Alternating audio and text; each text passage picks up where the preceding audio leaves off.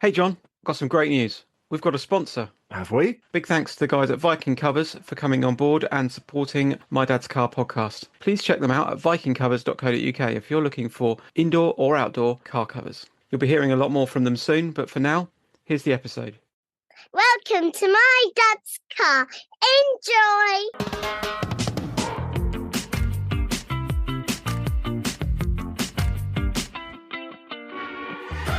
Welcome to My Dad's Car, a podcast discussing our personal relationship with automotive nostalgia. And you know what? It doesn't even have to be about your dad's car. It can be your mum's, your grand's, your parents', guardians, or even a neighbour's. If it made an impression, let's talk about it.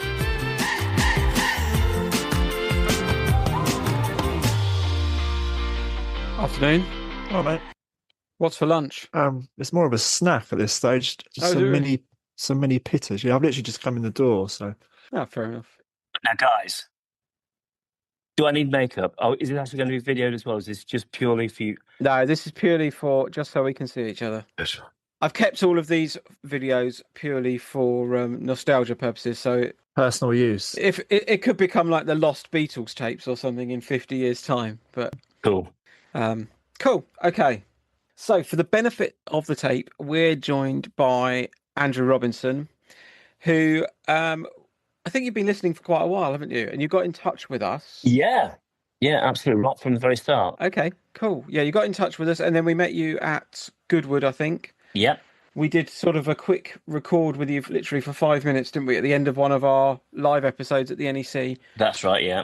And for probably a year, we've been saying, let's sit down and have a proper chat. Yeah, sure. And today is the day. Excellent. So before we jump into this, I guess you do some stuff with Sporting Bears, don't you? Do you want to give some people a shout out? Tell people where they can find you? Yeah, absolutely. So, Sporting Bears Motor Club. So, it's a members club where we basically try to raise money for children's charities. So we're not a charity ourselves, but we'll go to various events and with the members' cars, whether it be classic cars or sports cars or whatever, take passengers out for rides in them.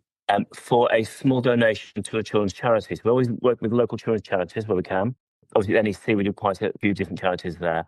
And things like Carfest as well. Yeah. And hopefully, towards the end of the year, it should be getting close to around about £4 million raised that way. Wow. Nice. But we also do other events as well. So, for instance, in the summer, we have an event where we have 10 of the members go down to Goodwood.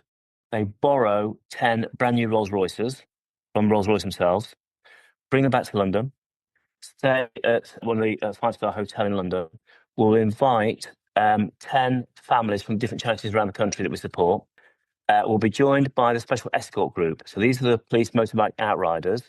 And basically, we'll usually have around about 6 to 8 of the motorbikes. We will then take the 10 families in the 10 cars for a drive across London. Oh, wow. Obviously, with that escort means they're going through red lights, wrong side of the road. It's a full state visit all around London, West End, London, everywhere. So all traffic stops, passenger stops, just purely for this. We'll then land and we'll go to a certain place. So, for instance, the last few years, it's the Tower of London. So the Tower of London has been closed.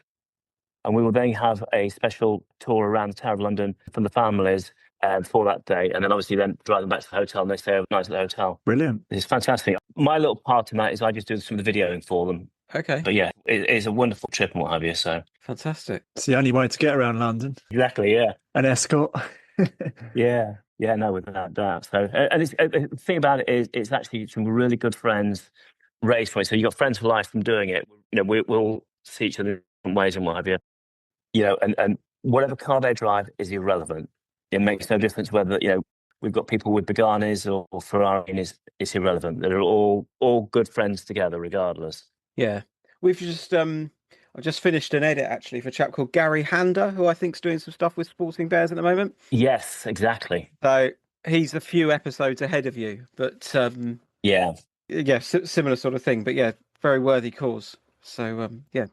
Yeah, no, Gary's a great guy. I've known him for must be 10 years now through the Sporting Bears. Okay. So he's a fantastic chap, yeah. Okay, well, without further ado then, what's your earliest car memory? Well, I've got a few. I'm actually tempted to do this one. Crashing in my own car. Now, let me explain this one. Pedal car. When I was a kid, when I was young, I very good. I had I'm going to say, is it a The other cars you see at Goodwood, the pedal cars. Are they J40s? J40s, that's it. So I had one of those. By the way, how they managed to race those at Goodwood, I have no idea. They are heavy cars. Okay. But yes, I managed to crash that into a lamppost and smashed all the headlights in that off it and what have you. So it got repaired, but it was never the same again, I've got to say. So that's one of my first early memories. Nice. One thing I'm going to add is that my dad did quite well as a dentist. Okay, so these are going to be quite some nice cars you're going to mention. Doesn't necessarily mean they were actually in really good condition or they were really worth an awful lot of money. But again, one of my earliest memories is going down with my brother, my late brother, and he took me down to the garage, and in there was a Mercedes 300 SEL. Obviously, I subsequently found out. Cool. So it's a bit like, obviously, the Grosser. So it was the early 70s. Obviously not a Grosser. It was long wheelbase, but it was nowhere near that size. One of those things. But all the windows, things like that, were all hydraulics. Oh, wow. And I remember him waking me up like early in the morning, like, and showing me all these windows going up and down and what have you. Because it's like a gobsmacked. So just like, wow, it's like magic how this works. Yeah. I vaguely remember things like that. But yeah, there's a few sort of memories at that sort of point that I go back to. But was your dad firmly into vehicles based on that sort of choice? Yes. You know what? He wasn't a strong petrol head, but he did have some nice cars. In the 60s and what have you, he's very much a Mercedes. Before there were few Mercedes dealerships, in the country. So he had a few Mercedes, and then about 71 or 72, he moved over to BMWs. Oh, right. And this is great because I've actually got a lot of handwritten notes from him of what cars, how much he paid for them, how much he sold them for. Okay, yeah. But yeah, so he actually had, that's one of my dream cars, he had a BMW 3-litre CSI, not CSL. Okay. So this was like the coupe version, an E9. Yeah. He had that briefly, but then he then sold that and he went to the saloons, which is what we called an E3. So this was like the equivalent to a 7 Series before there were 7 Series. Yeah. And so he had those for a number of years, really.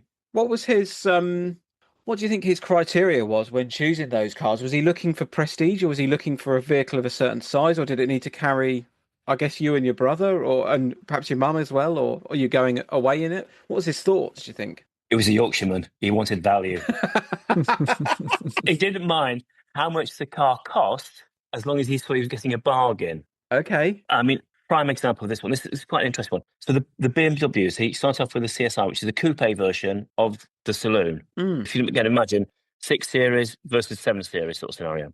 And I've got in this paperwork that CSI, the coupe, he basically sold that for effectively £5,000. He traded it in for another saloon with a similar engine and what have you, and then got £2,500 back from it as well. So even then, the coupes were worth more, double, than the saloon version was. And I think he just saw, hey, a minute, never mind about the kids and what have you. I'm not really running a car that's worth that much money. I'd rather sell it and get some money back from it. Yeah, makes sense. Another bargain. Around about the same time, he bought a Rolls Royce. Now, don't get too excited, but this was a 1937 limousine. Okay. And he paid just £590 for it. So we'd go out in family rides and what have you, but we were a bit like Ma and Pa Larkin, really, in it. It was very much like that. So yeah, it did have some nice cars. He had an Alfa Romeo Giulia Sprint. Yeah. He lived in Spain for a while, so it's the car they bought while they were living in Spain before I was born. And this was originally from the States, I think. It did ultimately bring it back over to the UK when we kind of moved back over. But that was a nice car. Yeah. Again, unfortunately, quite typical for him. It was just left. It rotted. It must have disintegrated many, many years ago. So it's a shame. But no sort of set criteria. He just liked different cars that were unusual and what have you. Fortunately, he had a few garages, so plenty of storage at home, basically. So cars would just go into the garage and he'd just use whichever car it was on the day, really. So the Rolls Royce, for example, that was specifically bought, I'm presuming, as a toy rather than a... Yeah, oh gosh, yeah. So yeah, I guess that alongside the BMW or whatever is sensible. Yeah. And was he driving to work, or was he catching the train, or... No. So he's up in near Doncaster. So he's a dentist there. So yeah, he was driving most days to work.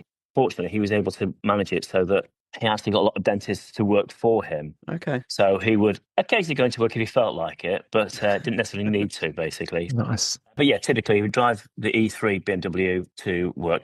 That said, my mum was actually running the businesses more than he was really at the time. So she was doing a lot of the trips, going from the different dental practices and what have you, making sure everything was collected and people were working correctly. And she had a 2002. Nice. Oh, BMW, yeah. So again, it's about 72, 73, yeah. bright orange. I think they call it Inca orange or something. I think it is. Okay. But yeah, bright orange. So she had that for a number of years, and that was great. We were in that more often because my mum's car, really. So it was a family car and what have you. But my dad, I think I mentioned this when we were at the NEC. My dad decided a few years later to actually change. Well, he didn't actually change; he kept it. But instead of her having the 2002, to get her a different car, and he actually got a Datsun 240Z. Okay. Now, controversially, we as kids hated that car. It was horrible. I do appreciate them now, don't get me wrong. But we've gone from the nice 2002 with stereo on this big sunroof, things like that, to a very dark, black, plasticky inside car and what. It was cramped in the back and what have you. So as kids, we weren't impressed with it at all. Was this another choice based on value, Andrew, I assume? Well, I think it was. Unfortunately, I've not got much record of it, so I don't know what his logic was for it. But I think maybe he saw it and thought quite a sought-after car, but again, for whatever reason, it wasn't really a value at that point. I don't know. Again, he didn't have it for very long. He sold it after a couple of years, really. So again, maybe it was a little bit of a toy for a while. I don't know. Do you recall where he was getting them from? I'm guessing, obviously, if he was after value, he wasn't buying these cars new. They were second-hand. Mostly, yeah, or nearly new. Okay. Basically, they used like a year-old, things like that. I know he buy one Merc in the early 60s. It actually went over to Germany to pick it up then. But no, generally they were used at dealerships. So obviously like BMW dealerships and things like that, he would get them from. But yeah, no, generally not new. They were sort of a year old or thereabouts. Did he have any sort of mechanical know-how? Was it sort of thing he'd buy something which was maybe a little bit beaten up or leggy and then he'd do the work? Or none whatsoever. He couldn't even wire a plug. Okay. So no, not at all. Now, interestingly, my brother, he was very mechanically minded, and he's probably been more of an influence on cars than my dad was, really. Okay. Because my brother's first car was a Beach Buggy. So your brother was older than you, I'm presuming? Yes, 5 years older than me. Okay. So sadly, he's no longer with us. He was killed in an accident. But his first car and his only car was a Beach Buggy. And therefore, that's where my love of Beach Buggies has now come from, basically. Yeah. But yeah, he was quite lucky because sort of in his early 20s, he actually moved back to my dad's. Parents divorced, we were living at my mom's, etc. So yes, his car was a Beach Buggy, but he actually also had access to my dad's cars there as well. For running around, yeah. Exactly. So there were times when he'd be running around in a Mercedes SL, 350 SL, which was a 107 Bobby Ewing car. Okay. Yeah, we were young, well, in the early 20s, driving around in a Merc occasionally, but then his actual only car was a beat-up Beach Buggy, which I would work with him because obviously it was always breaking down, changing engine, things like that. Because I think we know how reliable air-cooled Beetle engines can be at times. So, yeah, no, he did a lot of work on that. So, and he loved it. That really was very much his toy. Yeah. And that's how I've grown to love the Beach Buggies as well, really. If we go back to your dad in the car or your mum in the car, did they have music on at all? Yeah, absolutely. We did have, of course, in those days, it was the 8-track players. Yeah. So early 70s. So we had Sgt. Pepper's album. Okay. Obviously, standard stuff also for the early 70s, Carpenters. He liked a bit of Tony Bennett as well, when he was in the car. But also, I remember getting Queen, Night at the Opera, when that first came out, and that was on 8-track as well. Okay. But yeah, we did have some sort of good music with it, certainly. Weird to think that when you were listening to Sgt. Pepper, it was only sort of 10 years old or something like that, isn't it? Yeah, exactly. Well, probably even 5 years old at that time, because it would have been 67. So, but yeah, exactly. Relatively new music. Nuts, yeah. Was he a smoking enthusiast, your father? No, my mum was. Okay. Especially in the car and what have you. Good girl. Yeah, exactly. But my dad, we never saw smoke. We know he did smoke, but it was very secretive. But no, in the cars, he didn't at all. But my mum was quite a heavy smoker now. But again, it was the norm. You didn't notice it. Yeah. Now anybody did it. Horrible. Yeah. What sort of journeys were you doing, Andrew? Were you doing sort of trips away on holiday or school runs, that sort of thing? Obviously, school runs, definitely. A few trips we'd go to visit Scarborough and places like that. And in fact, I might be able to show you guys, I've got some cine film of me running around on the beach when my dad's parked the car on the beach at Scarborough and we're running around as kids and what have you. So nice. Is that where we went, Andy? Scarborough? Bangers and Cash? I think it was, wasn't it? It began with S, didn't it? North Yorkshire. Yeah. It's got a good front for photographs of cars up there. Really good. Massive hotel, wasn't it? In which case, that's Scarborough. That is Scarborough, because that's the Grand Hotel. Yeah. Which, again, back then was the Grand Hotel. Really nice, actually. It seemed like a very nice little beach. Yeah, there was a big, massive bridge, wasn't there, which kind of went across Yeah, that sounds like Scarborough. Yeah. Do you remember vehicles belonging to kind of friends at school, stuff like that, or maybe neighbours having kind of things of interest, or just really boring, but what would now be exciting? Yeah, exactly. No, I mean, at school, again, because I was at prep school, so a number of them had, Jags and Volvos, which obviously were very nice cars back then, don't get me wrong, but then it kind of stand out. Yeah, I know what you mean. My school, there was a head of a civil engineering company.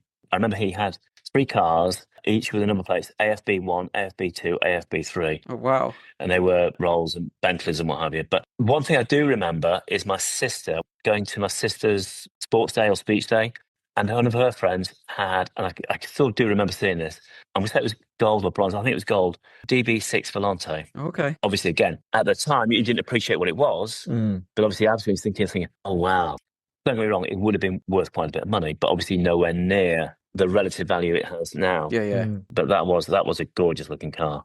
It's funny, isn't it? You kind of think back through those sort of times and you start sort of trying to make this story up in your head, which is like, what's the circumstance that these people are driving this vehicle? Yeah. What did dad do? What did mum do? Like, what was the situation that they were... Yeah. Do you think there was a perception of maybe further wealth within your family because of the vehicles your dad showed? Do you think maybe friends looked upon that and went, oh, they're doing very well, and actually kind of wasn't as maybe as good as it was? Yeah, and I don't know.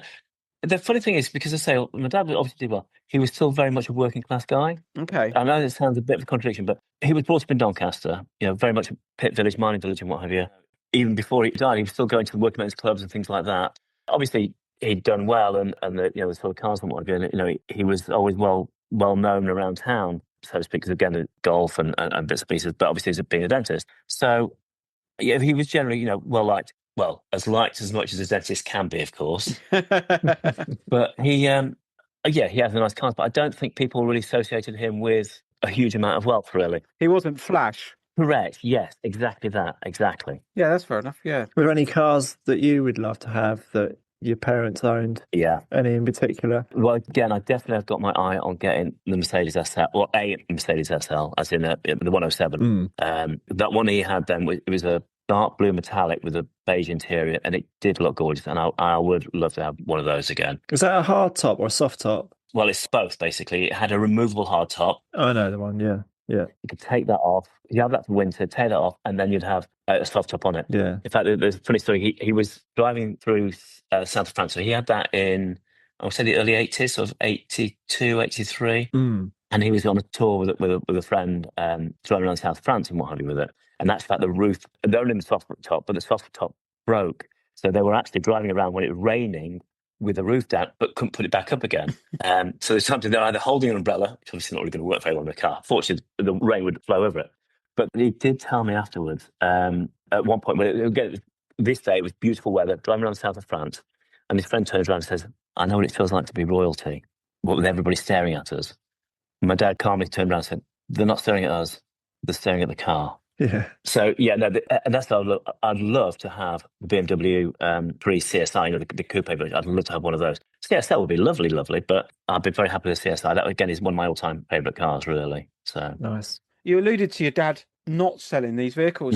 So how long did they stick around for? And is that something you ended up having to clear up kind of after he popped off, or?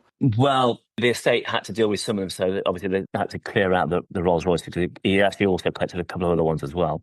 So, yeah, they were cleared out. But a lot of them had been left on the drive, rotting away so much that they were just scrapped, basically. Oh, really? I know the Alfa went that way. Yeah, the Alfa went that. That BMW, the SI, the saloon version, E3, that went that way. So they didn't last well, really, basically. Do you think in your father's mind, were they cars he thought, oh, I might go back to that one day? Or it was just a case of he didn't have the kind of almost the capacity to go, I'm going to do something with it? He had the space, he was spoiled.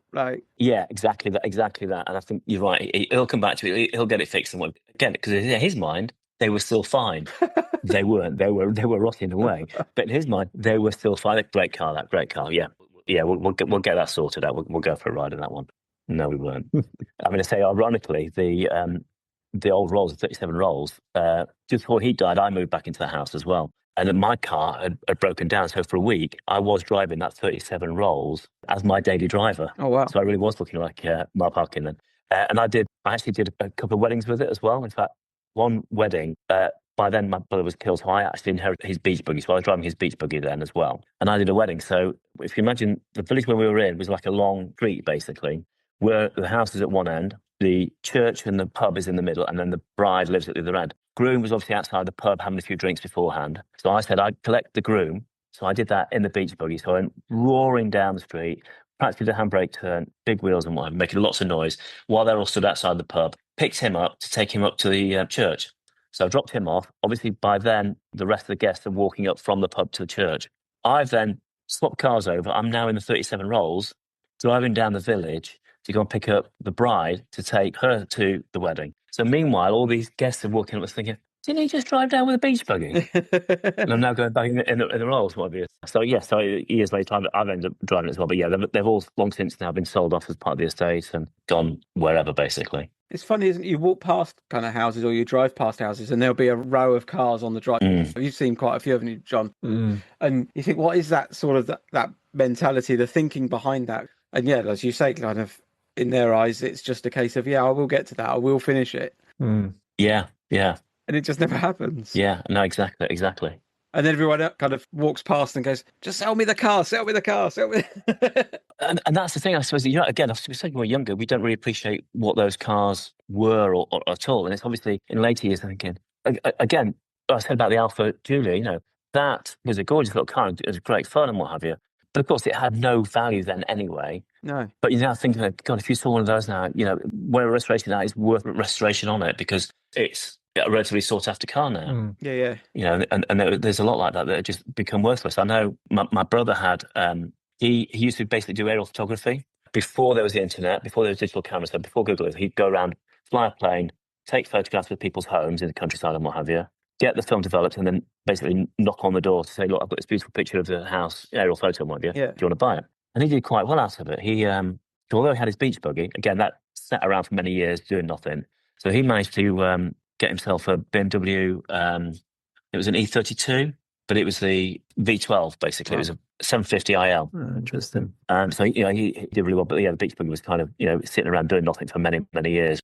But yeah, so he liked his cars. And I suppose he was quite an influence on me because I say the beach buggy. But he did tell me this story once where he had this BMW, which again was quite a rare car at the time. But the wheels that came with it were really naff wheels. So he wanted to put some Alpina wheels on it. Nice. Well, they had to bend the wheel arch. Yeah. The wheel arches weren't big enough for it, so they had to make it flare it out. Yeah. Exactly. But of course, being an IL, it's a very unique wheel arch. He said the guys in the dealership, he was watching them, said they were sweating so much because obviously the slightest thing and they screwed that wing up. Especially with the owner watching.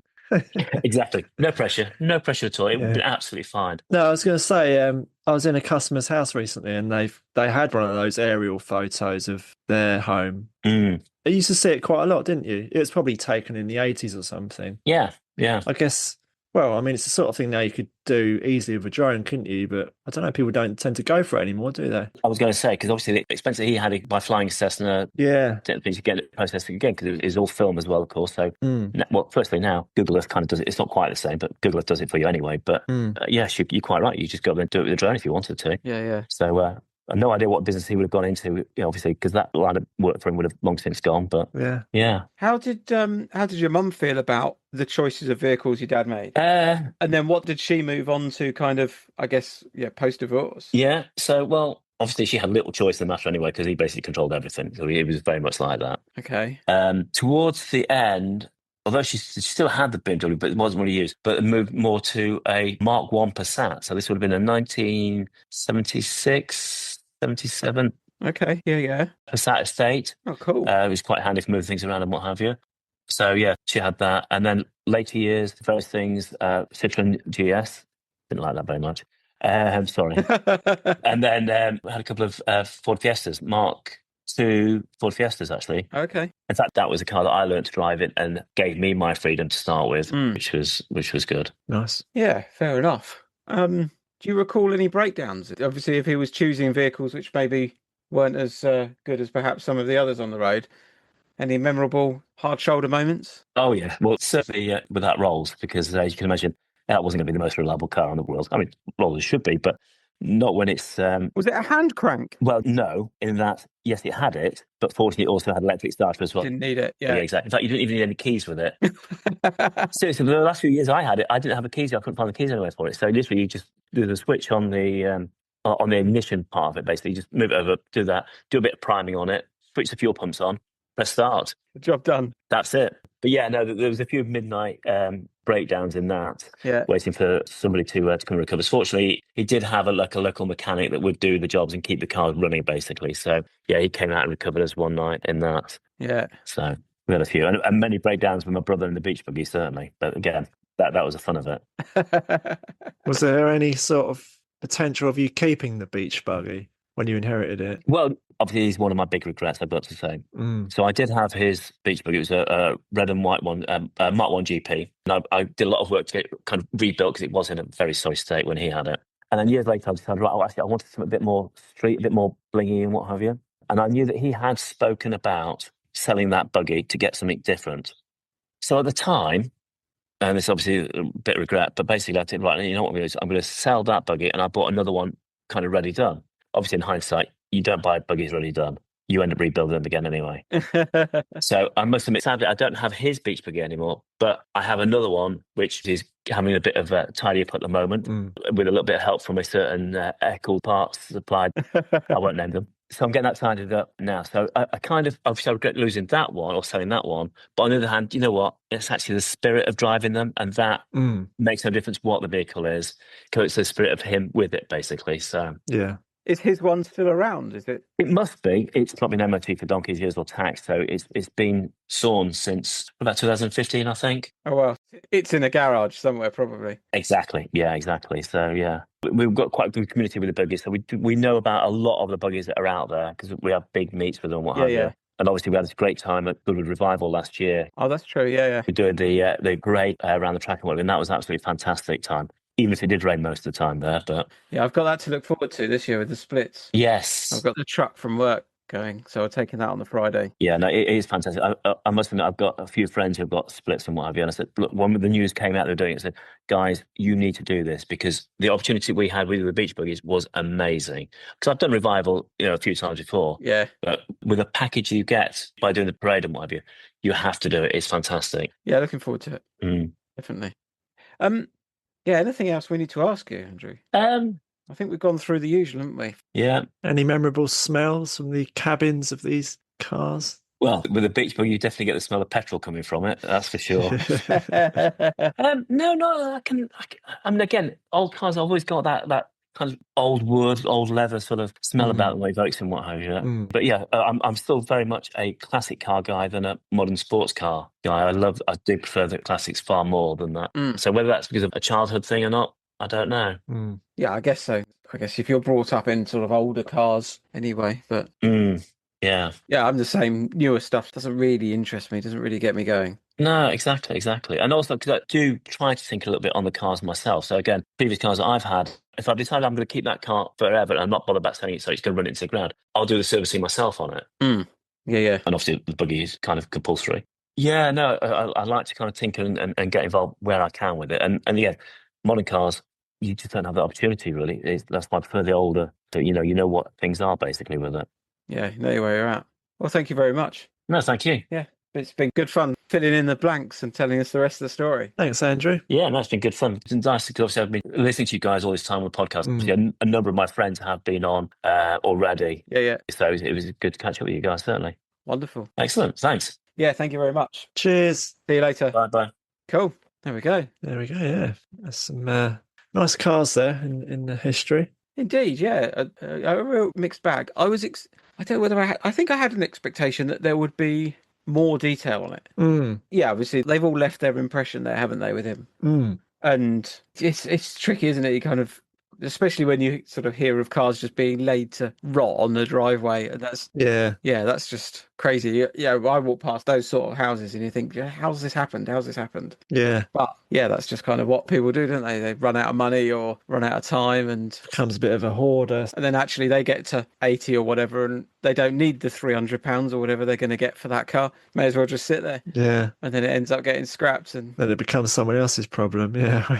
Yeah, just gets turned into tin cans and. Yeah. But yeah, enjoyable. Nice to finally sit down with Andrew and do kind of a proper run through of the cars.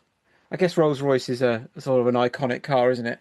Whether you've got to be eccentric or really want one, or maybe it's just the value thing or the fan of the bargain that makes you go and buy a 30s Rolls Royce. It's funny though, isn't it? How back in the day the Roller was the sort of pinnacle of, prestige motoring. Mm. And then most of those cars now are just absolutely worthless, aren't they? Like, if you get like an old BMW or Mercedes that's a bit rotten, it still can command quite good money, can't it? But if you look at the sort of 70s, 80s Rollers, they're nothing, are they? Is it just because they're absolute money pits and British? I think so. I think like it's a weird one. You've got obviously the really old stuff.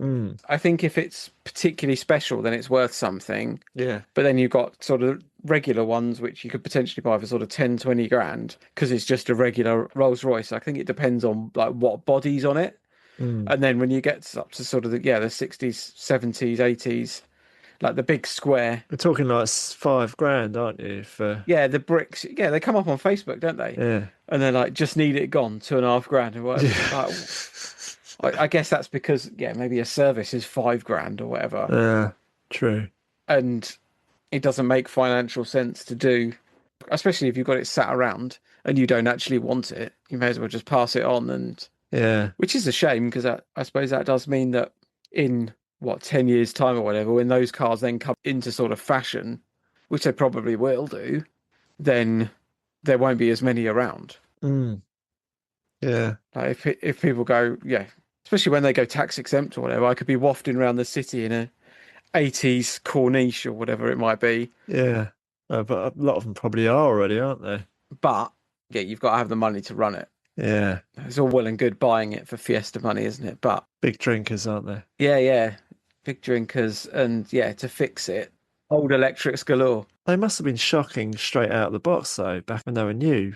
Or they must have just sort of degraded really fast. I think they were just thirsty from the start. Like, I think if you could afford a roller, like we said before, like in the 70s, in the 80s, you were a bit of a someone, weren't you? Like, you don't just stumble into that. You bought that. You probably bought it cash. Yeah. Because they didn't do finance, or it was through your business or whatever. So you were successful. Yeah. Did it matter that it did 20 miles to gallon? I suppose actually at that point, 70s, 80s, your family cars, like if you were getting 30 miles to gallon out of your Escort, that was probably considered good.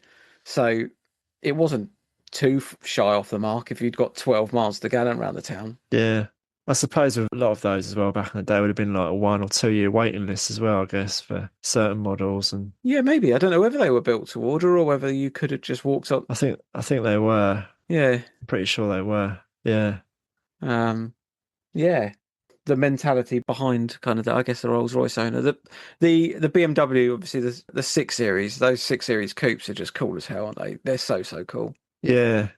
Yeah, nice cars. I think kind of almost of all the BMWs, and I'm not the hugest BMW fan. I think the Sharknose 6 Series is probably the one that you go. I quite like the charm of the 2002, like E30 M3 kind of looks pretty smart. Yeah. Is it an E34 M5? Yeah. Or maybe the earlier. They do a 29, like the first M5s. But yeah, that sort of era, I sort of switch off after that. But yeah, they must have been something to have. You had one of those back in the day. Well, those 6 Series 15, 20 years ago, they were down to like 1,500 quid. Yeah. It would have been a runner, but it wouldn't have been a mint. But been ropey, yeah. But still, you could have £1,500. It's mad, isn't it? Indeed. Crystal ball. Yep. Yes. Yeah, we can say that about a lot of things, can't you? But yeah. Oh, yeah. Very good to get Andrew on. Yeah, if you're listening to this and you're thinking I've got a bit of a story to tell us, then get in touch. Drop us a message on Instagram or Facebook, or slide in. Yeah, drop us an email, and we'll see if we could be chatting to you as well. Lovely. All right, mate. Okay, mate. Look after yourself. You too. Take care. Yeah. See you soon. Cheers. We'll wrap it up. Roll the credits. Thank you for listening to My Dad's Car. I hope you enjoyed the show. Please support us. Buy us a coffee and subscribe. And tell all your friends.